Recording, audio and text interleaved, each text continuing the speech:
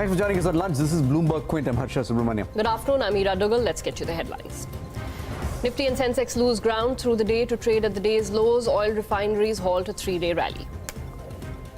The Reserve Bank of India will not approve SR Batliboy and Company for auditing banks this financial year after regulator finds lapses in an audit assignment. Fitch Ratings downgrades ICICI Bank and Axis Bank to BB plus from BBB-, citing operational challenges in India's banking environment. Infosys co-founder and chairman Nandan Nilekani is unfazed by Donald Trump's decision to revoke India's developing nation status. Says Indian tech firms are creating enough jobs in the US. All right, let's first take a look at how markets are faring. Yatin is here with us. Afternoon, Yatin. Afternoon, Ira, and if you look at the markets today, slightly soft, 40 points down right now as far as the Nifty 50 is concerned. The advance decline ratio also reflecting the weakness. Almost, only 2 advances to every 3 declines. So the market spread slightly weaker in trade. What's gaining in trade is the entire PSU pack. So from NTPC to several PSU banks are doing well in trade. NTPC gaining by 1.5%. Wipro, after they announced the buyback, ex-date yesterday, the stock is quite active, 1.5% up for that one as well. 295 is where Wipro is trading right now. Infratel, Yes Bank and Axis Bank are the other stocks which are doing well, 1% up for each of them. On the flip side, we have Dr. Reddy's, which dipped as much as 10% in intraday trade. We had some, low volume trades happening there. The stock is still down 3%. Asian Paints and Hero MotoCorp are the other stocks which are top losers on the Nifty, 2.5% down for each of them. What's active in trade, as I was mentioning earlier, the entire PSU banking space. So we have the likes of SBI, PNB, several banks like Oriental Bank of Commerce, Corporation Bank, all of them are doing quite well in trade today. What's also active in trade is the likes of PC Jewelers, Idea Cellular, as well as Infosys in the future and option space. Yathan, thank you for that. The Reserve Bank of India has barred SR Batliboy and Company, an E&Y firm, for conducting statutory audits of all commercial banks during the current financial year. This comes after the regulator found certain lapses in audit carried out by the firm. Vishwanath Nair is here with some more details on this one. Right, Harsha. So as you said, they did find some lapses. Now, this is all part of the RBI's sort of enforcement framework that they created back in June last year. And at that time, they said that for 5 different reasons, if they find that certain audit firms are lacking in their in carrying out their duties, then obviously the RBI reserves the right to pull them up for their actions and impose punitive measures. Now, this punitive measure is probably one of the more prominent ones that we've heard. We don't know if in the last 12 months the RBI has actually taken any small-time action against some of these accounting firms, but this is big because for 1 full year they cannot carry statutory audits of any commercial banks in the country, or at least the RBI is not going to approve it, is what the Reserve Bank of India's statement says. The language is a little tricky because we're not sure if new assignments are allowed or if they're not allowed, or if they can continue any of the previous assignments that they were appointed for. That is not yet clear. But in any case, point being that some of the largest private sector banks in the country, HDFC Bank, Kotak Mahindra, IndusInd Bank, all of these have SR Batliboy as a statutory auditors. So, if this applies to them, then obviously they all get impacted. Important point to also notice, back in 2016, Yes Bank's statutory auditor was also SR Batliboy. And if you remember, Yes Bank had gone through significant issues with their asset quality divergences, which in RBI's view could lead to some issues with the final results that they had announced back in 15-16 and 16-17. So we don't know if these two things are connected or not. But yes, but the RBI in its June 2018 framework had very clearly mentioned that if these lapses lead to misstatement of financial results, then the Reserve Bank of India will take action against any of these accounting firms. So that's all we know at this point in time. All right. We spoke to the former ICAI president, Amarjit Chopra, who is in favor of action being taken in the case of lapses, but he argues that there should be a single disciplinary mechanism rather than a multitude of regulators. Listen in. It's a good thing that if at all someone has been found wanting in the performance of the professional duties, probably it requires to be done. But at the same time, my mixed feeling comes from that how many disciplinary mechanisms probably the auditing firms should be facing. Now, SEBI in one of the cases, the bar, PwC, now Reserve Bank of India is doing here, NAFRA is there. NCLT might also do in certain cases, MCA may do in certain cases, and institute in any cases there. There should be one disciplinary mechanism. Okay. The Reserve Bank of India has also tweaked its guidelines on how banks will treat large exposure to related parties. It's an attempt to better capture concentration risk and align the framework with international norms. Vishy's been tracking that one also for us. What are the changes now? There are three basic amendments that the Reserve Bank of India is talking about. First is you exclude from the large exposure framework, you exclude entities which are linked to the sovereign, to the central government or India in general. The second one is important, that is the introduction of a new criteria called economic interdependence. Now, interconnectedness or interdependence. Essentially, this is where the RBI is saying that if one company's financial capabilities and capabilities to repay loans is dependent on another company's ability to repay loans, that is, if one company fails, the other also stops paying its loans, then there is this economic interdependence, and therefore that needs to be looked at and assessed when you're calculating your large exposure framework. They've listed out a bunch of things as to how exactly banks can assess this, but remember that this economic interdependence bit comes into effect only on the 1st of April 2020. That's from the new financial year. But apart from this, this whole idea of excluding the sovereign-linked entities is also, it's pretty obvious, because you would have to keep them outside of the purview of the large exposure framework. But there again, there are some limitations as to if certain exposures are backed by credit derivatives, then those get calculated in the large exposure framework, but not within the exception. So slight tweaks to the overall large exposure framework came in effect. It was introduced in 2016 December, came in effect on the 1st of April 2019, and in about 3 months they're already revising it. So, important, but definitely will impact how banks look at their large exposures in the overall scheme of things. Krishna, thanks so much for that. Let's stay with banking, actually. Fitch Ratings has downgraded the long-term debt and viability ratings of ICICI and Axis Bank. The rating agency cites challenges in the operating environment as one of the reasons for the downgrade. Let's go across to Shashwata Guha, Director at Fitch Ratings, for more on this. Shashwata, thanks so much for joining us. In your statement, you say that this rating action follows a review of the banking sector's performance, particularly in the last 3 years, the regulatory framework for the sector, and the outlook in the near term. Can you explain those three aspects and what in particular led to this downgrade? Hi. Hello, Ira. From an operating environment perspective, it goes into several. We look at several things, including macro variables. But I think it would be fair to say that when you rate an operating environment at a BBB minus, you have certain expectations from that operating environment. You expect things to get resolved quickly. You expect authorities to take actions in a proactive way rather than a reactive way. And overall, you would expect issues to be resolved in a more timely and more sorted manner in comparison to the stress that we continue to see in the banking space. And our expectation is that, in light of what has happened in the last 2 to 3 years, and our expectation that we expect some of this to continue, given that, there are challenges around recoveries and so on and so forth, we have sort of environment has not behaved like a BBB minus operating environment in comparison to BBB, similar rated operating environments in the region, and therefore there was, a decision to obviously lower it and make it more commensurate in terms of what really the market experience has been. So, Sasana, would it be fair to assume that one material input into these three parameters that you talk about is the pace of recoveries? Because I ask because, everyone assumed that we are starting to see the down cycle, and the NPA data in Q4 did suggest a down cycle. And for these two banks in particular, no one was perceiving that capital was an immediate issue. So I was a little surprised by this downgrade at this stage. So capital, again, I think a lot is I think the assumption on the capital front is just because the government has pumped in did recently, it is all addressed. But the fact of the matter is that what the government pumped in essentially went into, buffering up the deficit.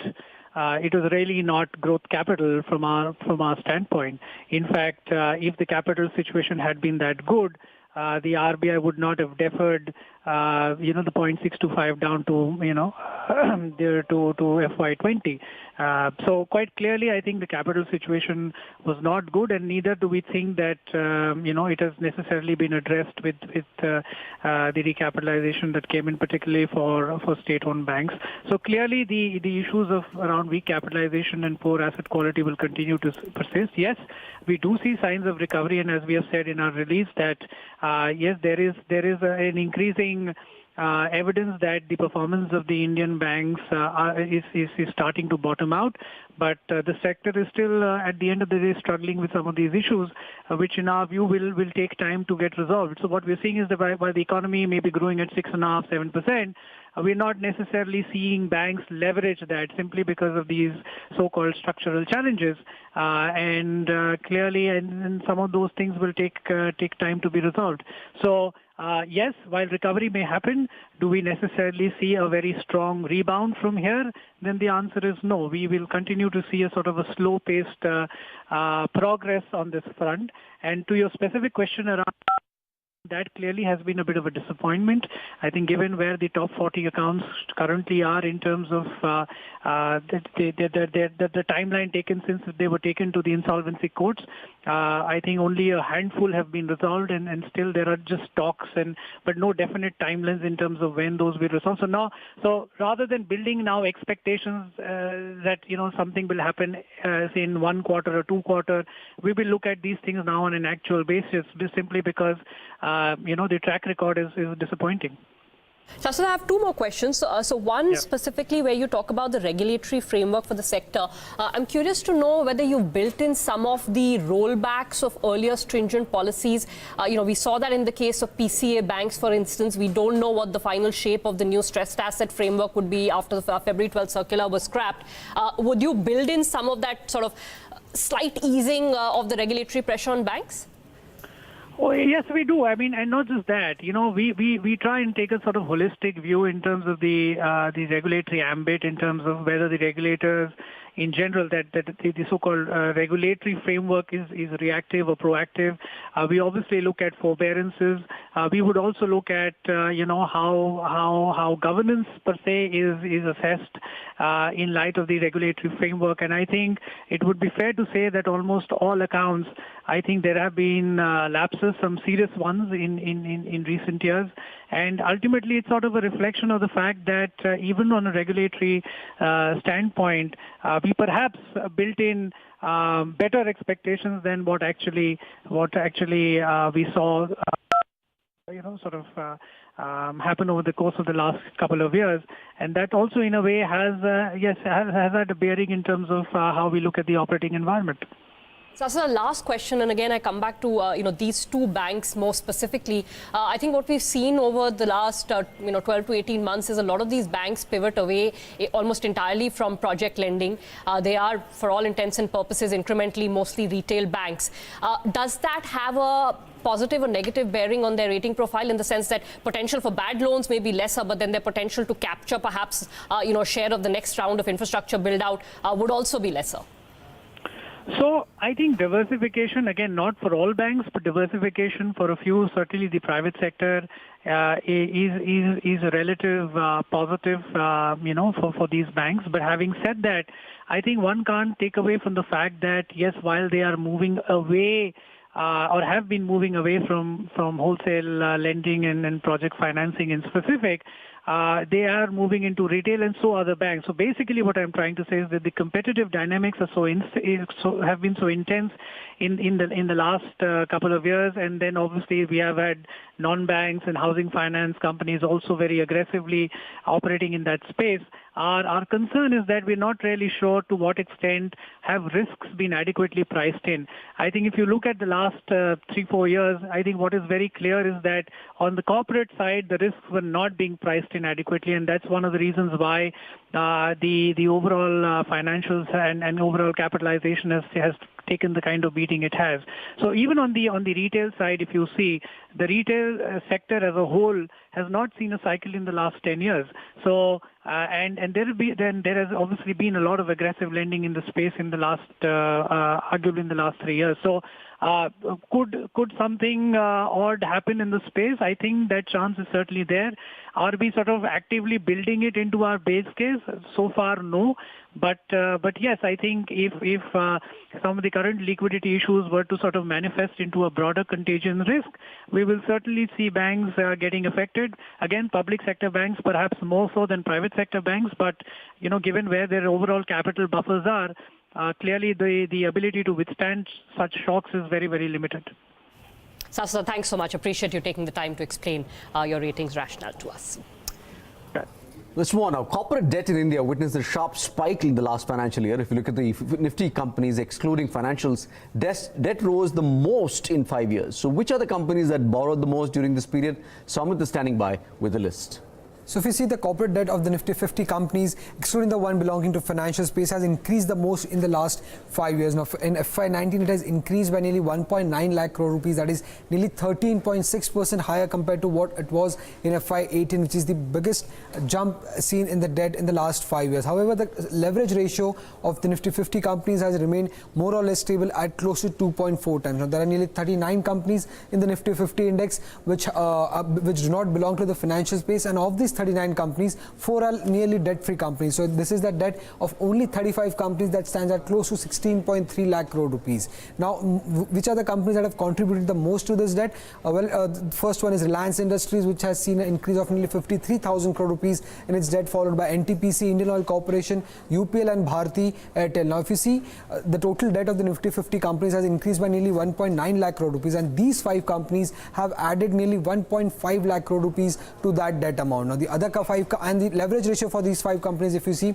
that has also worsened to 4.1 times from 3.4 times in FY18. Now, the other 5 companies that added the debt by nearly were Mahindra and Mahindra, Grasim, Adani Ports, Tata Motors and BPCL, which saw an increase of nearly 5,000 to 9,000 crore rupees in their debt in financial year 2019.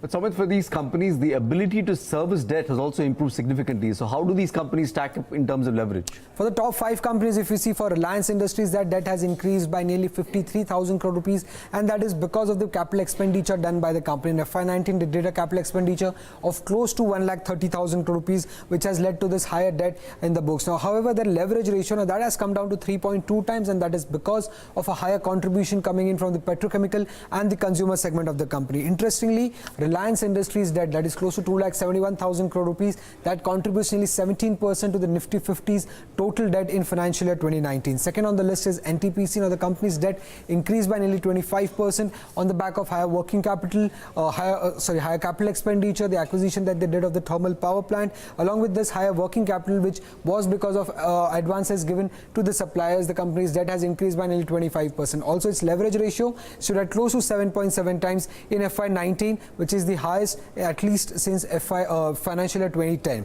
Third on the list is Indian Oil Corporation. Now, unpaid dues from government, along with that higher payout to shareholders and higher capital expenditure led to this jump in Indian Oil Corporation debt, which stood at close to 92,700 crore rupees. Also, its leverage ratio increased to 2.6 times in financial year 2019 because of a lower EBITDA in FY19. Fourth on the list is UPL. Now, the company's debt increased by nearly 22,000 crore rupees, but that was because of an acquisition done by the company in FY19. The company had acquired Arista Life Sciences, because of which the company's debt jumped by nearly 22,000 crore rupees, and its leverage ratio stood at close to 7 times. However, going forward, the company is confident of maintaining its investment grade rating and is also targeting to bring down its leverage ratio to close to 2 times by financial year 2021. Lastly, Bharti Airtel. Now the debt increased because of the capital expenditures of the company and because of lower operating profits seen in financial year 2019 because of the competition that we have been seeing in the telecom industry. Also, its leverage ratio stood at close to 4.9 times, was the highest since the listing for the company. However, post FY19, the company has done a rights issue of nearly 25,000 crore rupees to reduce its debt, and has also undertaken various other measures to bring down its debt post financial year 2019. Interesting analysis there. Thanks so much for that, Sumit. You can go on to bloombergquint.com to read more about it. Let's move on. Nandan Nilekani is not rattled by Trump's latest trade salvo aimed at India. The non-executive chairman of Infosys is confident that both sides will manage to strike a middle ground. Speaking to Scarlett Fu of Bloomberg News, he highlighted the jobs created by Indian IT companies in the US. He also briefly spoke about the recommendations of the digital panel committee which he headed, and that report came out yesterday. India can grow digital payments by 10 times in 3 years. Today it's about 22 transactions per capita. We think it can go to 220. And we've identified a number of things on how to make acceptance networks more ubiquitous, how to make dispute resolution more online. We have come up with a lot of recommendations, and I think if we put all these recommendations together, it can make a big difference and see a 10x increase in digital payments within 3 years in India. Bloomberg is reporting that President Trump ended benefits that allowed India to export about 2,000 products to the U.S. duty-free. These were benefits that the U.S. offered voluntarily. They were not mandated by any global trade pact. How worrisome is a development like this?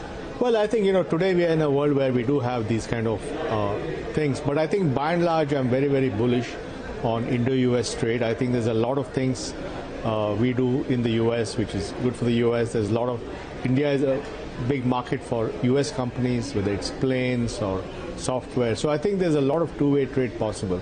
So I'm overall very optimistic about the future of Indo-U.S. trade. Okay, although it might be a bit rocky getting there. No, there may be a few perturbations here and there, but I think fundamentally it's on a good wicket. If I recall correctly, Infosys relies on the U.S. for about 60% of its revenue. Does something like this, worsening trade ties, impact you directly in any way? Not really, because I think we have moved very well. Today, we are hiring 10,000 people in the U.S. We are setting up 6 innovation hubs across the country. We're getting a terrific response from local government, governors, and even from the federal administration. So I think the fact that we are working on creating jobs here, hiring young people, giving them jobs, training them, that's working very well. And I think we're getting a great reputation for job creation in the U.S. Do you feel like you have an open line to the government when it comes to making sure that visas are still a two-way street and it's possible to bring talent over? Well, I think that's an ongoing conversation. But overall, I think the fact that we are doing so many things here is working in our favor.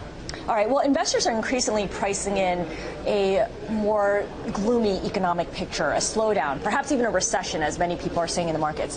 What does that mean for spending on IT services, your world? Well, I think one of the things is that the spending on IT has now become fundamental because many of the large firms are facing an existential issue of how do they reinvent themselves in this era of digital disruption.